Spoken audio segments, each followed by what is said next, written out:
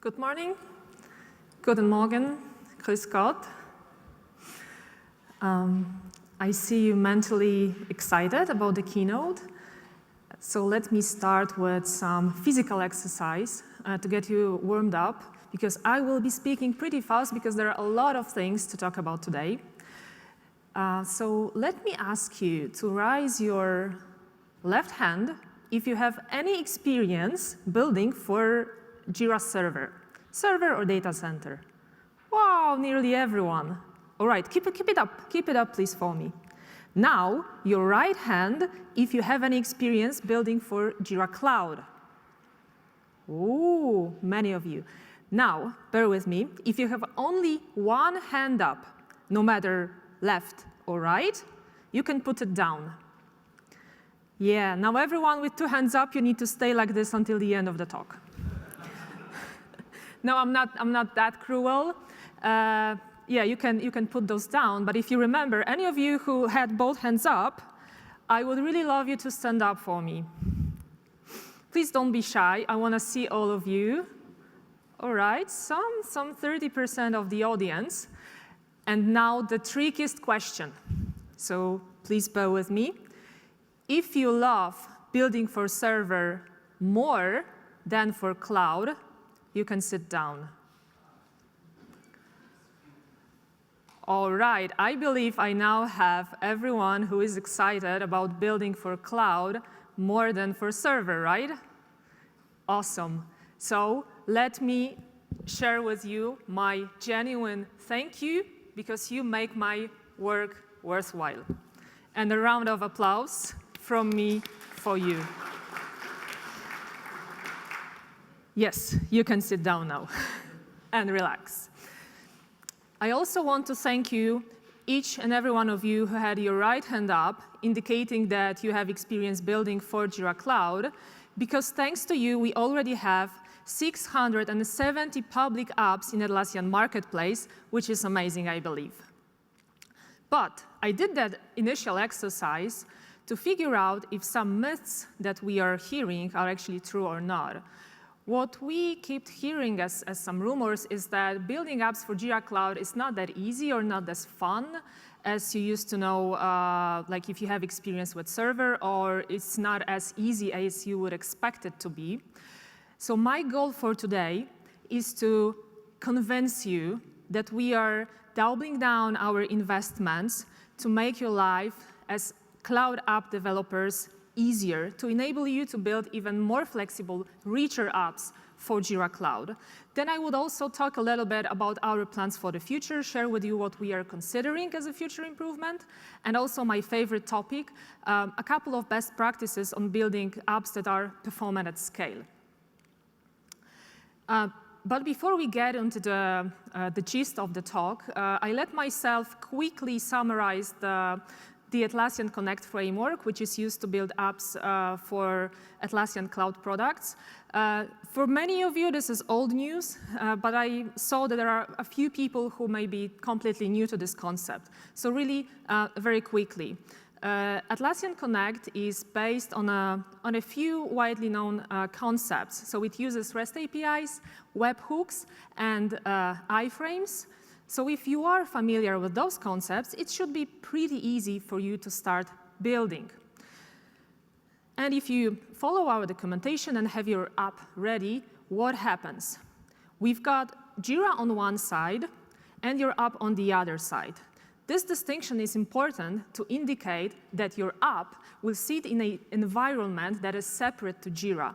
This is an environment that you choose and you run. The description or explanation of what places in Jira your app would like to extend is put in a JSON file that we call an app descriptor. Now, what happens if an admin wants to install your app? They would go to Atlassian Marketplace or to the app management directly in Jira. When they hit install, Jira would ask for your app descriptor. And once it gets it, it's going to introduce itself to your app, sending some details like, for example, site URL so that you can register this site as your customer. And when this is done, it's the moment for your app to perform its job. How does it do it? There are three major ways. It can get or update data using Jira Public REST APIs. It can also get updates from Jira through webhooks. The most important thing for your end users are the places where the users can interact with your app within Jira interface. And this is achieved with modules that are placed in what we call extensibility points or extension points. So at first sight, there are a few options for your app to provide user interactions, but the possibilities that you can use are somehow limited to the possibilities offered by those three ways. And what we heard from you is that some of those are too limited and you would like to see more REST API coverage or more webhooks coverage, more extension points. And today, I want to tell you about all the amazing things that we did to make your life easier, to enable you to build richer and richer apps for Jira Cloud, by talking to you about new, more flexible ways of creating your app behavior, new or extended REST APIs, and more flexibility around the modules. If you want to learn about other things that we are doing to make your life easier as cloud app developers, make sure to join Alex later today. All right, flexibility. So releasing some of the burdens related to Atlassian Connect framework. Let's start with webhooks, so the way for your app to be notified about any updates to Jira data. The most popular one are updates to issues, obviously. So if you want to be notified if something happened to an issue, you would register a webhook in your app descriptor, describing the event that you want to be notified with and the URL where you will be listening for those events. It is simple to do. However, as you see, you need to put it in the app descriptor, and the app descriptor is pretty static. Once your users install the app, there is no way to change the app descriptor. And also, the app descriptor is the same for all of your customers. So you basically have no idea to change the webhook depending on your user interactions. Yeah, that's pretty limited, and we know it. And now it is possible to create webhooks dynamically in the runtime through REST API. At this moment, you can register webhooks for the most popular events, issue events and comment events, and you can use a subset of JQL clauses, but that's the beginning. That's an MVP. I'm pretty happy to hear what other webhook events will make most sense for your apps. Another thing, modules, and let's say issue field as the most popular module. Again, similar story. If you want to add an issue field to Jira, you would declare it in the app descriptor with the type of the issue field and with its name. Similarly with webhooks. This is static. This is once declared, you cannot change it. Each of your customers have exactly the same field, which kind of sucks if you want to change the field name or the field type, maybe not so much, but even the name. And I realize we've been talking for years about a possibility to update modules dynamically, and I'm happy to say that we finally delivered on our promise. There is a new REST API to Atlassian Connect that allows you to update issue fields and entity properties during app runtime without any user interaction. Now to something completely different, Jira expressions. The problem with Jira Cloud was that certain extension points required reliable and fast computational operations, especially around workflows or conditions. It wasn't that straightforward to expose that to app developers. So we were thinking about how to overcome that, and that's how we came up with this concept of Jira expressions.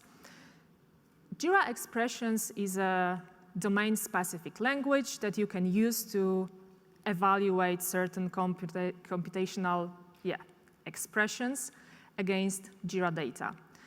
It is domain-specific, which means that it gives you access to all Jira entities, And it's also pretty straightforward to use as it's based on JavaScript.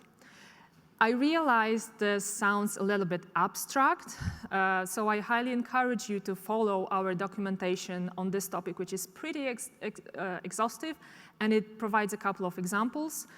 And I'm pretty sure that once you get the concept, you would come up with many ideas how to use it, and you will realize the power of this concept. As we saw, some of you are already using it, and the use cases that you came up with are mind-blowing. We didn't even think about it when we did it as an innovation project some year ago. But just to give you a sneak peek into the potential and power, let's use a very simple example. Let's maybe think about the situation when you want to get all the comments from an issue where the author of the comment was the person who actually created the issue. Now, a quick challenge for you: how many REST API calls you would need to make to Jira in order to figure out that information in your app? With Jira expressions, it's really that simple. Jira expressions are, come on, what happens? Oh, wow, that's it. Jira expressions are available in two ways: as a REST API that you can use to fetch very specific data in a flexible way that reduces the network traffic, reduces the number of REST API calls, but also highly reduces the complexity of your app. But maybe even more importantly, it is available as a condition, so it gives you a very flexible way to, for example, control the visibility of your web panels, web items within Jira interface. And yes, you can also update it during the app runtime. Now, REST API coverage. Public REST API of Jira is extensive in some places, but we realize that there are also some places that are missing proper REST APIs. And I will start with a metaphor. If we imagine that issues are the blood of Jira, I tend to think that workflows are its heart. Like, workflows is basically what makes Jira Jira. So it's obvious that your apps would like to reuse the information about workflows to provide some richer experiences. How to do that? Normally, you would have to get the workflow XML, which look kind of like this, and try to wrap your head around or wrap your app around this structure, which is not even a very good structure. So I can imagine how frustrating that is. It's even frustrating to put this beautiful icon on the screen. Why didn't we have a proper workflow API so far? I don't know. But we finally get to conclusion that it's like a table stakes to make. So now there is an API to get every workflow with all its statuses, transition, and even status properties. But that wouldn't be a full picture. There is also an API to associate workflows with projects and issue types within a project. And we believe that it's a good start for you to start reusing workflows. How the workflow, how the JSON looks like with the workflow description. This is a very simple example, but it already indicates that you have very easy access to the transition statuses and even the rules, so conditions, validators, post functions that exist in the workflow. But that's not everything. Some of your apps also provide some configuration to workflows. So in order for you to get that configuration or update it without user involvement, we provided another set of endpoints that enable you to get and update your workflow configuration. That applies to validators, conditions, and post functions, so all the rules within workflows. Another concept that makes Jira Jira, and here I couldn't come up with a good metaphor, maybe some of you could inspire me, like bodily metaphor, is JQL. JQL tends to be quite complex and Like many apps needs to make sure that the structure of the JQL is valid so you can reuse it in certain places. So there is a need to parse the JQL query, and some of you even build your own parsers for your apps, which is great. I'm really proud of you. But it's not very sustainable, and I thought it's not a best idea for each and every app developer to build their own solution for JQL parsing because it will get outdated pretty quickly. So what we did, we exposed a public API that can parse and validate a JQL query and return an abstract syntax tree, which gives you an overview what clauses are used and what entities are used in this JQL. But these are not just the big things that we are doing for you. We are also looking at those potentially smaller paper cuts that make the life of cloud app developers painful. For example, labels. It was so far possible to create new labels in Jira or to update the existing ones, but it was not possible to figure out which labels actually exist in Jira. Small thing, but painful. Now there is a REST API to just get all the available labels. All right, now it gets me to the modules section. And I'll start with my favorite cupcake example. Apps already store significant volume of custom data in the form of entity properties, and specifically for this example, issue properties. But so far it was not possible to include those issue properties, for example, in JQL exports or reports, and you kept asking us for a way to display those issue properties in a read-only form so that they could behave as any Jira custom fields. There was an API to create issue fields in Jira, but if you wanted to do any configuration on them, you would have to ask admin to get to this complicated field management to do anything for your that your app would need to do with the issue fields.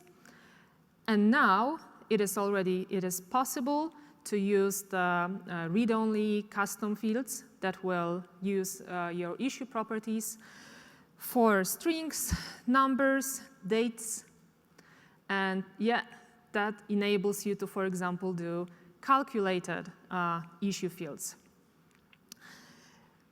What else? Workflow modules. Historically, we had a module available for post functions, which was just one aspect of workflow rules. And with Jira expressions, we were able to introduce 2 remaining workflow rule modules. So you can now reuse condition and validator modules in your apps. Another part, what we are thinking of to build in the future, as if it wasn't enough what I already said, but we don't stop with our progress. Obviously, more REST API coverage, more granular REST APIs, more modules, more flexible modules. Here we are now thinking about four areas that we could invest in, or 4 ways that we could progress with. Move on to one area which is still uncovered within REST API, public REST API, which is configuration of Jira projects, or potentially further extend the workflow APIs with update operations, or maybe provide further field extensibility and further option for issue fields, or maybe move on and look closer at Jira software APIs and extension points. I would love to get your feedback afterwards, which of those 4 ways sound most exciting, which is more needed for you. Another thing that we are working on in Jira as a product is this new generation of projects, as we call them, next gen. We've been working on them for quite some time, and we've heard that you are pretty excited and eager and impatient to actually make your apps available for next gen projects, and I realized we didn't do an awesome job providing extensibility for next-gen projects. I can assure you that we are really doubling down in that area, and you can expect APIs for dealing with next-gen entities really, really soon. If you want to hear more about the impact of next-gen projects or on you as app developers, you can join the talk by Peter tomorrow. One of the more exciting things are Jira mobile apps that get really more and more traction. We have a lot of users of Jira mobile apps, and we are even introducing a desktop app for Mac. And we thought that it's a high time for app developers to reuse this mobile world. So we are approaching the Jira mobile extensibility right now. And we are building issue glances for mobile. And we just opened up a beta program for you to test how that works. You can either follow this link or just go to developer blog, where we have a very fresh post. And that link exactly goes to this post with some instructions, how you could apply for this program, and what are the steps that you need to follow to get your issue glances working on Jira Mobile. I'm not very proud of this topic. This is what you can see more and more often. This problem, or 429 or 403, that indicates unexpected database connection errors. And that's a side effect of the growing popularity of Jira Cloud. The more customers we have, the larger customers we have, the more they use apps, the traffic to Jira grows exponentially, and we often experience too much traffic on our Jira instances, and this is where those problems are coming from. We've been trying to address this problem for quite some time, but we figured out that there are no easy solutions to do this. We cannot just simply rate limit the request with some fixed number, because we don't want to penalize larger customers who use Jira more. We cannot penalize more popular apps that make more requests because of their usage. So we really need to implement a smarter solution, cost-based solution that will take into account, like, if the request is heavier one or lighter one, and provide you meaningful information what to do when those problems occur. How we are approaching this problem, we are actually building an Atlassian-wide rate limiting service for all our cloud products and all our services. This isn't a trivial task to do, so it took us some time, but at this moment we already have, let's say, an MVP that we are testing out and piloting with Jira, and I expect within, let's say, shorter than longer time frame that we will be able to roll it out to production and actually enable you to provide better user experience and less frustration with those connection errors. Speaking of larger and larger customers and more popular Jira Cloud, we go to the last topic of this presentation. Last year, we increased the user limit tier on Jira from 2,000 to 5,000, and immediately we saw growth of our customers in that range, which made, like, we got into the moment where we really need to make sure that not only Jira, but also apps scale to support growing and growing customer instances. So I wanted to share with you a few practices that we are using on a daily basis and that you could look into to make your apps more performant at scale.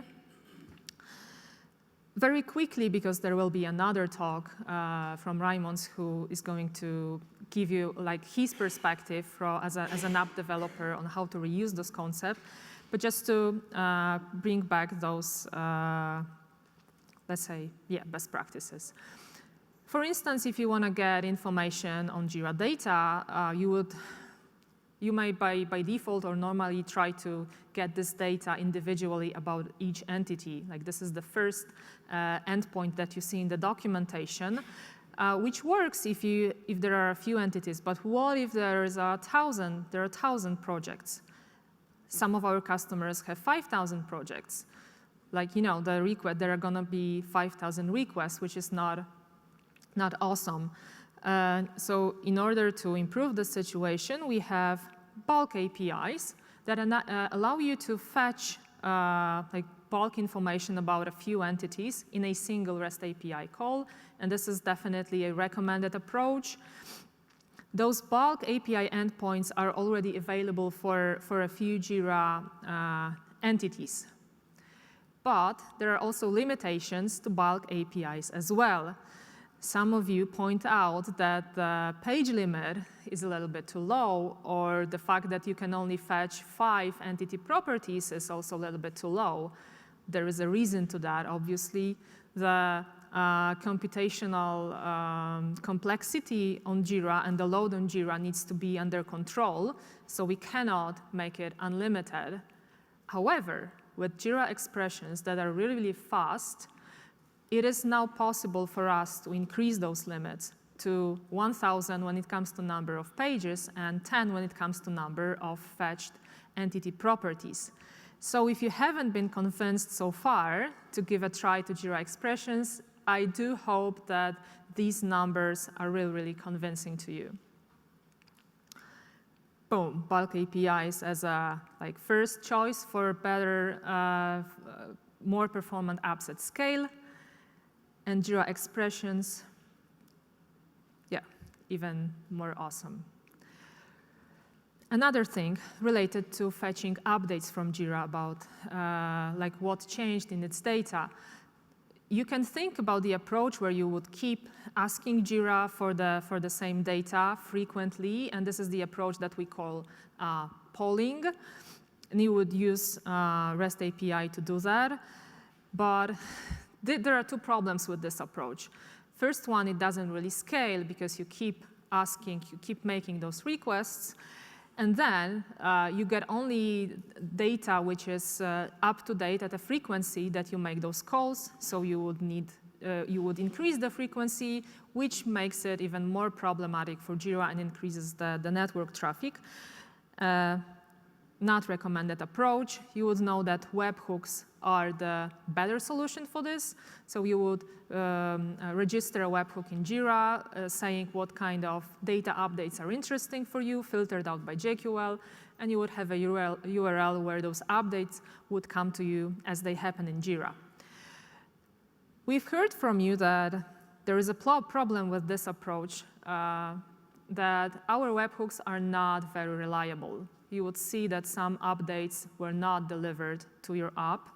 And we agreed that this is not an ideal situation, so we really worked hard to increase webhook reliability from what was around 90% to nearly 99% right now, and we are in progress in even increasing webhook reliability to over 99%. I do hope that this will increase your trust into webhooks in Jira, and that you could finally move away from this polling approach to webhook approach to get updates. As I quickly mentioned, Raimons has a separate talk where he goes really, really deeply in his experience, his expertise on making Jira apps more performant at scale. So I highly recommend to join this presentation later on today. And that would be all from me, and I believe we have now some